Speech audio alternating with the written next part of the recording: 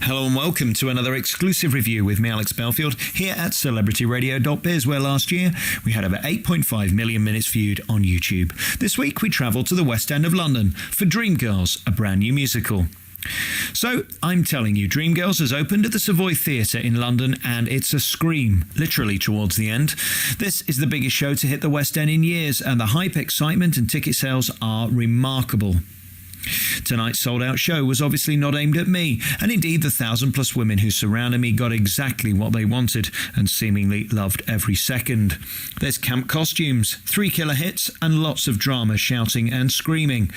This show gets several standing ovations throughout. Certain moments are electrifying, but is it a 5-star production overall? Well, despite some killer 5-star moments, DREAMGIRLS is theatrically clumsy. The non-existent set is only saved by some camp sparkles and clever lighting.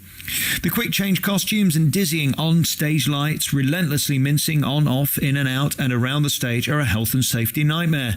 The shouty scenes, especially in the second half, leave you wondering how they can possibly churn this show out 8 times a week without serious injury. At times, the ranting and raving and vocal gymnastics was exhausting and painful, which is a travesty considering several sensational performances by Amber Riley as Effie. Don't get me wrong, this is not a car crash, but you have to be careful that high emotion and vocal gymnastics don't go off the rails into pitchy screaming. Sadly, at times it did.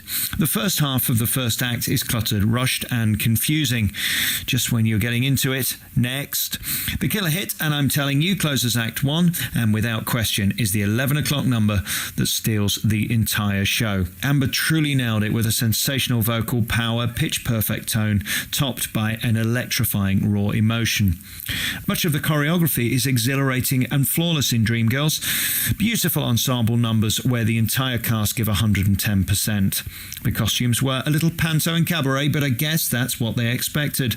Nods to Adam J. Bernard, who was fantastic in the first half, and Tyrone Huntley, who offered a genuine tenderness and vocal perfection throughout. Overall, the ensemble were collectively magnificent and the audience were on their feet several times during the production. I've not seen that in years. Mostly due to Amber, it has to be said. With a feel of Hairspray heart mixed with Memphis and Motown, this show is brash, loud and shouty. A story of hope centered around love, acceptance, fat-shaming, race, drive, business and selfishness could not be more timely post-Brexit and Trump. You just have to be careful that the most joyful noise doesn't become a racket during the more emotional, argumentative and aggressive parts of the second act. Again, at times this show is sensational.